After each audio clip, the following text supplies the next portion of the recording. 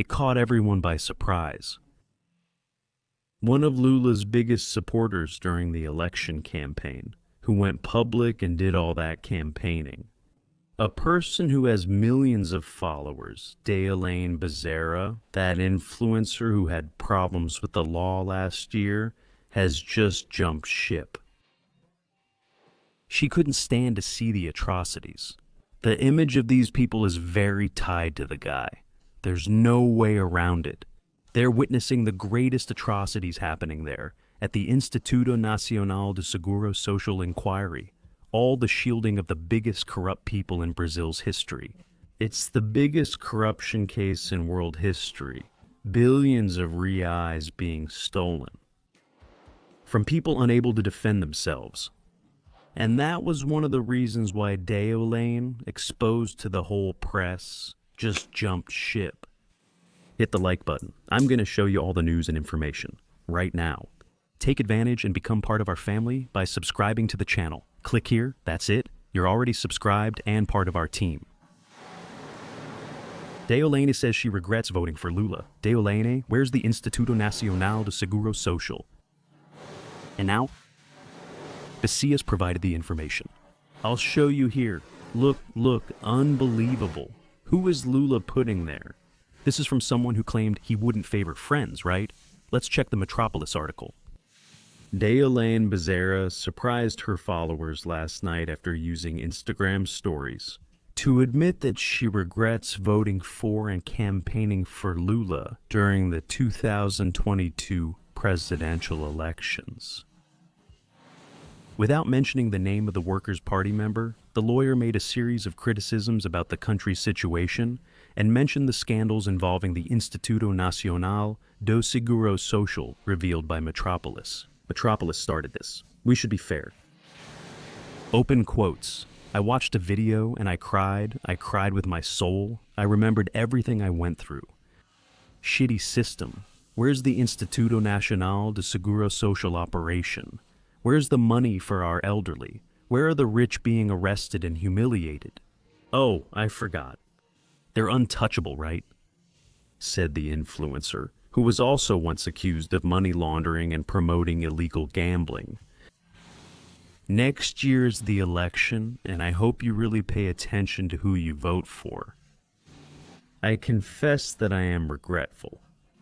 The flag that I raised. I'm not ashamed to say it, but I believe it's time for changes, completed the influencer.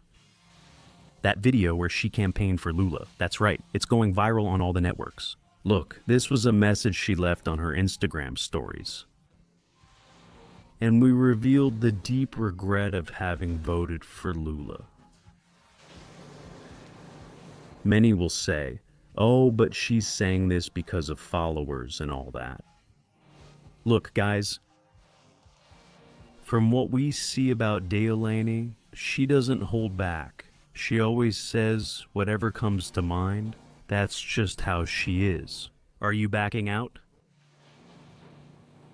Imagine the real situation, which it isn't. Lula can break through. The Quista poll can break through. The Datafolha poll can break through. That's odd for them. They're doing that to fool as many people as they can. To see if they can keep the support from their base, nothing is working out. She has always been very significant in supporting Lula. Now, jumping ship like this, what we see in many cases is that if she's taking this attitude, just imagine, others will get the courage too. They'll get the courage to jump ship too. No one can take it anymore. Seeing Brazil being thrown in the trash, turning into a dictatorship, turning into Venezuela. Lula admits in the video, I've shown several times, that many say this place will become Venezuela. If everyone is saying it, it's because everyone is worried and not supporting this guy. Because we see lies from all sides, especially when they come from those nefarious people at Globo. They try to twist everything. They try to fool everyone. Things are falling apart in the United States. It's one blow after another. There's no way to hide it. There's no way to cover it up. There's nothing they can do. Everyone is watching the house fall apart, coming from over there in the United States. And look at these atrocities. This here, the news portal is theirs. They have their own press. A woman without hands had her benefit denied by the Instituto Nacional de Seguro Social because she couldn't sign the paper. She really didn't have them. A worker had her hands and legs amputated after an infection. The Instituto Nacional de Seguro Social denied her benefit request because she wouldn't be able to sign the document. Look at this outrage. This is a PT government. Claudio Dantas brought some extremely important information here about Messias at the Supreme Federal Court. Look at what he says. Claudio, this is a huge accusation. Jorge Messias will be summoned, as the Instituto Nacional de Seguro Social Parliamentary Commission of Inquiry has already approved the request. That slipped past the left. Congrats to the group who made this happen. Now, what will he be questioned about? The agreement made with the OAB to try to end all these cases, and the OAB demanded, included in the agreement, included attorney fees. They paid attention. They understood the scheme. This is a huge accusation. The government decided to sign it. What can you do? Agreement to return $6 billion to retirees. Why? He wanted to stop the legal disputes as retirees nationwide were filing lawsuits. Imagine millions of retirees going to court to get their money back and ask for moral damages. They rushed, saying this would be a huge problem for Lula and prevent his election, causing a domino effect. Because it's not just the retirees' vote, who often doesn't vote, but they can vote. But it's the son's vote, yeah, it's the grandson's vote. No one admits it because no one wants to accept their father or grandfather was robbed. A good son and a good grandson will go after it and will help their grandparents, right? So, like that, they became desperate, so they went and quickly stitched together an agreement. The AGU led this process called B. They came up with a clever plan and put this agreement into effect. They've already released it through Caixa, so they can pay everyone to say, like, no, look, I've already paid everyone, right? We've already looked into this. It's two issues, the theft itself, and now they're using taxpayer money to fix the hole they made by stealing. The associations. Look, it's not the associations that stole that are giving the money back. Attorney General Jorge Messias didn't sue these agencies or associations to recover the money. So he's an accomplice of these associations, and now he even got caught. The OAB brought him in, and the OAB cleverly included a percentage of attorney fees in the agreement. I think it's 5%. They included a percentage for attorney fees. Hold on, Claudio. The OAB wants to profit from compensation. Money is being taken from the Treasury to pay the retirees and close this case. That's what's happening. It's really unbelievable. And the PIX media can pretend they're not seeing it. And Jorge Messias thinks it's going to be approved, that it's already over, that the game is already played. He has to go to the Parliamentary Commission of Inquiry. He has to go there. And he has to explain everything in detail. Call Simonetti too. Take the opportunity. That's my advice. You'll get better information here and sooner. Carlos Viana, president of the Parliamentary Commission of Inquiry and Instituto Nacional de Seguro Social, also commented on this. The AGU says that there is no crime in the associative deductions. Jorge Messias' AGU still. The absurdities in this retirees deduction issue just keep coming. There is a lawsuit in the Supreme Federal Court trying to permanently suspend all deductions. The Attorney General's office filed an appeal, a defense saying that there is no crime in the association deductions. Therefore, he defends the maintenance that associations and unions continue deducting from Instituto Nacional do Seguro Social retirees. They claim to know about the crisis and irregularities, but suggest making a specific law. Do you know what that means? That's giving a new narrative to this whole story. It's like if a retiree was at home, a thief broke in and stole a television, and then that thief, once arrested and charged, said, "No, we'll change the law so he can't break in." There should be a new law to prevent that, creating a new narrative. My view, as president of the Parliamentary Commission of Inquiry, is that the AGU, by going to the Supreme Court, defended the deductions against the retirees. Even after all the complaints we made, it's about creating a narrative that there was no crime, that the agencies couldn't do absolutely anything to prevent the billion-dollar theft, and then the burden of proof will be reversed. The person who was robbed will have to prove that they didn't want it. Do you know what that is? It's simply trying to take the responsibility away from the government agencies that failed to do their job. Totally. It's Betsius. Flavio Bolsonaro posted on his social media this morning. Look at this outrage, the people from these unions. He took it and posted it here. I'm putting it here. Look, I'm gonna show you guys. That person has no shame, right? He posted it here. Let's check now. This is from Lula's brothers' union, right? They lost nearly all their members. Then it got worse. Look, Troco. In the Parliamentary Commission of Inquiry scandal, there are things that seem unbelievable, like the size of the scheme and the effort from Lula's government. Mismanagement, right? To protect those involved. It's impressive what the witness calls pocket change. An advisor from Conifer, which is one of the unions that stole from retirees, admits to keeping part of the 300 million transfers and calls the amounts pocket change. The guy said, look, it's just pocket change. Part of those 300 million reais that were stolen from those retirees. And then the whole manipulative mass of the extreme media comes, trying to convince us that these are very honest people who are inside the government of this guy here. Everything is normal and great. Nothing is happening.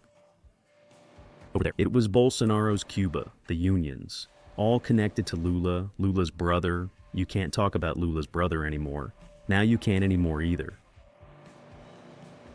The Workers' Party is doing it through their military, more or less, what they did for January 8th, asking for reports. Who's talking about Lula's brother? Because I open them and hand them over to Moraes. Then, Moraes. You all know very well how things work. Man,